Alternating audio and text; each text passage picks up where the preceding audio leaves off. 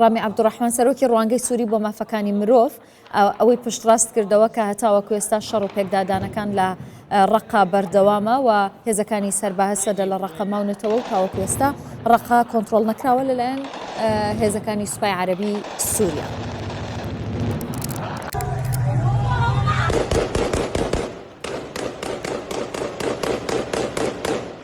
لەگەڵ خەتوڕۆلیانە کە ڕۆژنامە نووس بووە شاید هەڵ بوو لە حەسەکە و لە ڕەقا قسەمان کرد زانیمان دۆخیەوێت چۆنە با ئێستا بزانین کە هەڵوێستی لایەنە کوردستانیەکانی ڕۆژئاوا چۆن دەبێت. بەڕێز فەتحوڵڵا حوسێنی ئەندامی نوێنەرایەتی بەڕێوەبەرایەتی خۆسەر لە سلێمانی میوانی کوردستان 24 بەڕێز حوسێنی زۆر سوپاس کە لەگەڵمانیت. گرژیەکان زیادیان کردووە لە ڕۆژاوای کوردستان، هەڵوێستی ئەوە وەکو بەڕێوەبەرایەتی خۆسەر چییە؟ ئەمە شەڕی تیرۆریستانە و شەڕی ئازادی خوازانە. ئەم تیرۆریستانێ کە ئەمڕۆ پەلاماری هەرێمی باکوور و وڵاتی سووریا دکەن و نەخشەی ڕۆژئاوای کوردستان ئەمە شەڕێکی تیرۆریستیە بەرامبەری هێزە سووریا دیموکراتی وەکو هێزەکە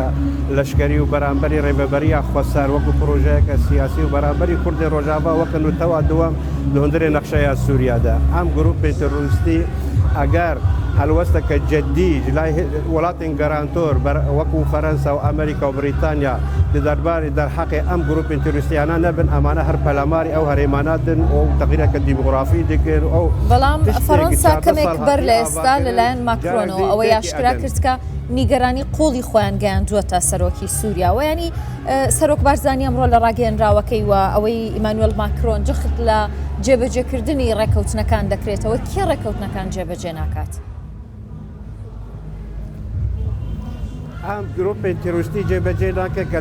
ژێر چەترەیە وزارەتە بەرگریدە کە ژێر چەترەیە حکوومەتە کاتی دیمەشقن. ئەمانە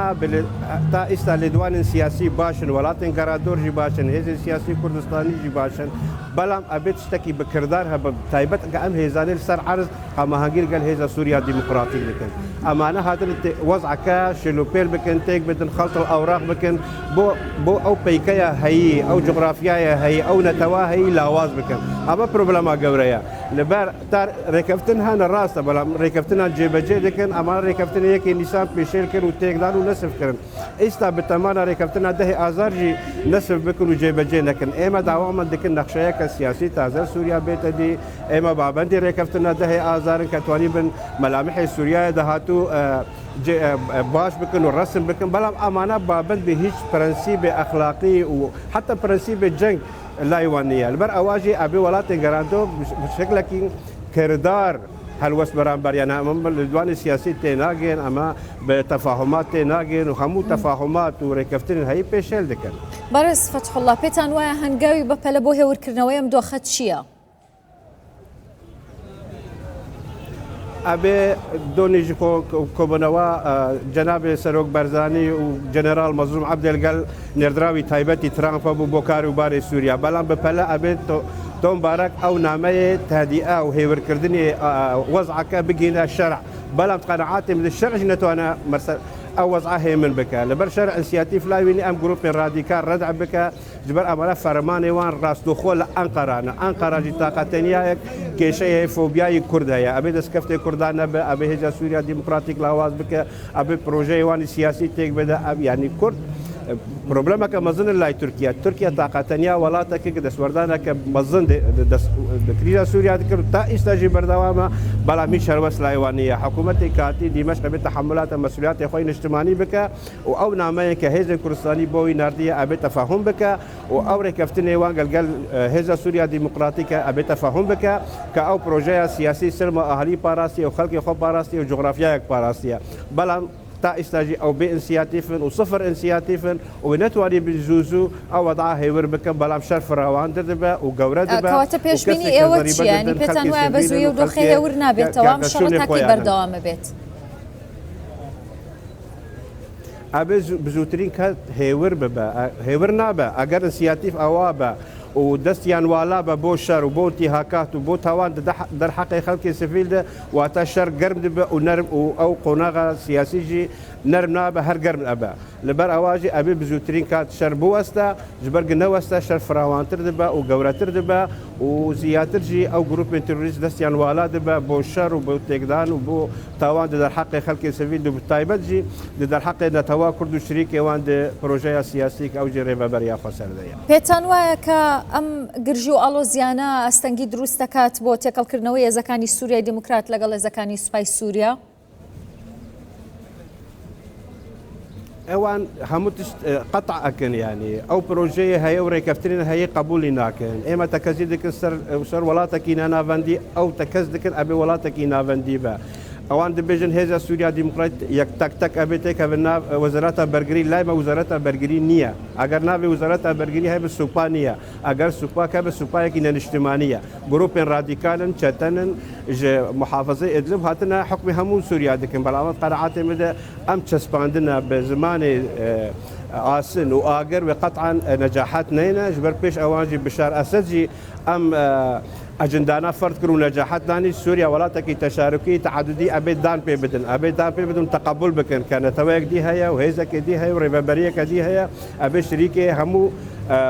بريارا بن اي سياسي بن اي لشكري بن اي اداري بن الناو ديمش بايتختا يك بيكاتنيا ويك طائفانيه كامرو شرينا بوي داغرساندنا وبلاماري كردان ددن وشريكي واندون جاراجي بلاماري دروزو علويه كاندن ابي نخشريه كواضح حبا او نخشريه لبرجواندي همو سوريا كان با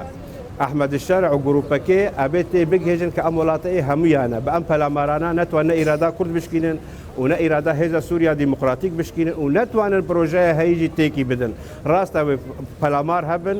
ومعارك هبن وكروفر هبن بلام دو منطقه عسكري ده قطعا وسرنا كافن جبر امانه منطقه عسكري وبرنسيف جي لايوانيه طاقه هنديه يك مساله لايوان هيك ارماج لايوان هي تقدانا وضعكيا وتواني بنشد قزاج بكن بيش وضع هيمن ببا وهيور ببا لبر امانه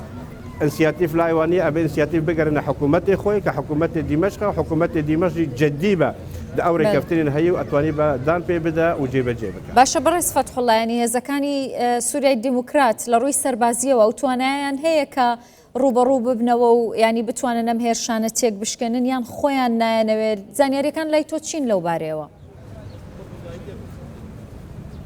يعني هذا سوريا ديمقراطيك هذا كالسر عرض خويا وبروفيشنالا وتشكي جي تشكي بيشكوتوا بلا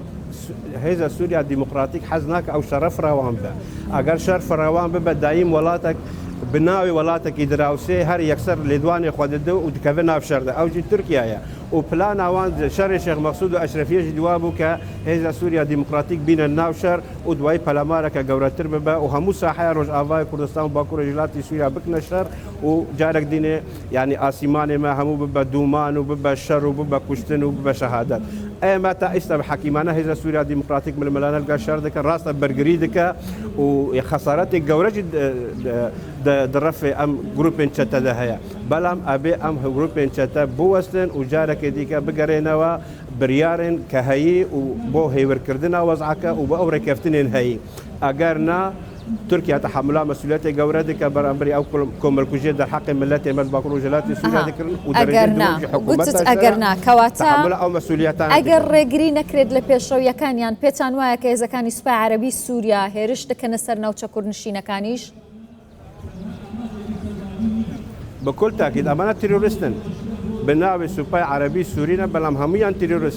تيرورستن وهيك يعني مواثيق لا ايوانيه هيك مواثيق لا ايوانيه بلام ده قناعات مدوي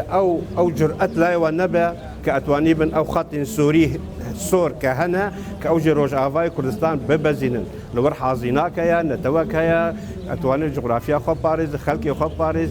بلام عندك هريمت كايستا شر لوان هي راس حاضيناك عربي تذهبوا بلام بروجر ريفابريا خسر او ثاني بنا هريمانا قشبكن وبباريس داعش وج تيروستن جوراجر بلام ام تيروستانا ديارة هاتنا طاقتنيا وزعكتك بدن يا كام دوام اتواني بن داعش زندوبك اللي برتا استاج داعش هدي يواش تينا صرخات وكسر اصلا باربشتيا وعندكن وللصرخات هيدن اللي قال ام جروب من تيرورستين داعش برنجك انتقامي برامبر هذا سوريا ديمقراطيك نمازا جوزوربيان شاويان لسر او هريمانانا كزندان داعش ينتهي واتواني بن او زندانانا تشول بكم جارك دين هجي داعش تێکەڤەنا مەدانە شەرد و ئەو خەتەریاژی نەتاقەتەنیا سەر ڕۆژاوای کوردستانە و نەتاقەتەنیا سەر باکوور و ژێلاتی ینی مەترسی هەیە هێرش بکەنە سەر زیندانەکان و سەر جەرگی ئەوروپای بە تایبەت ئەو زیندانانی کە داعشیان تێدایە جوانە ئەوە یەک لە ئەرمان جێوانی سەرەکەی و چەند جاراجی پەلەماری ئەو زیندانان دانا بەڵام نەتوانی بوون نەجەحات بین ئەم جاراجی بە هەموو هێزا خەو پاڵپشتیە وڵاتێکی هەرێمی وەکو تورکیا داوا دەکەن کە ئەو زیندانانە بشکێنن و ئەتوانی بن ئەو داعشانە لەوێ دەربکن و جارێک دنێ خۆزندوو بکن و نەمازە کە جغرافیاکوان هەیە لە بادیا سووری هەنا و هەرێمی خوڕێ دەخن بەڵام ئەواژی لە بەرژەوەندیا داعشە سووریا بەرەو قۆناغە کە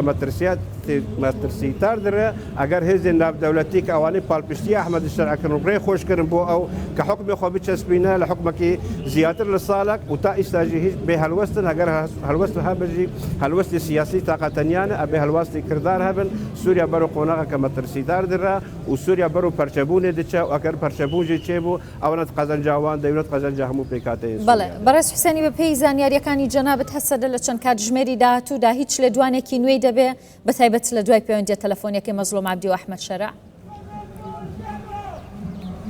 بكل تأكيد هذا سوريا ديمقراطيك هالوستي ريبابريا خسر سفربريا قشتي راقي عندنا خلق مدهمية آمدة باشية إما برامبر شركن بيدلن شر مان ونمان ئێمە هەرێمێ خوا بۆ کەسێکی چۆل ناکەن تیرۆریست بن نەتیرۆریست بن پێش ئەواژی جەبەت النەسر پەلاماری ڕۆژاوای کوردستانی دا فەشەلانی چەتەکان و تیرۆریستن داعش پەلاماری ڕۆژاوای کوردستان دا و فەشەلانین ئیجا ئانەکە ئەو گروپێن جۆراجۆر و لەگەل داعش و لەگەل ئەحمەد شەرع و لەگەل تورکیا پەلاماری باکوور و ژێلاتی سووریا و ڕۆژاوای کوردستان قەنەعات ئێمە دەب ئیرادا خەڵکێمە و بەهێزی سیاسی کوردستانی ئەو هەموو پێلانانە تێک بشکێن. زۆر سپاس بەڕێز فەتحوڵڵا حوسێنی ئەندامی نوێنەرایەتی بەڕێوەبەرایەتی خۆسەر لە سلێمانی لەگەڵمان بووی دەستخۆش.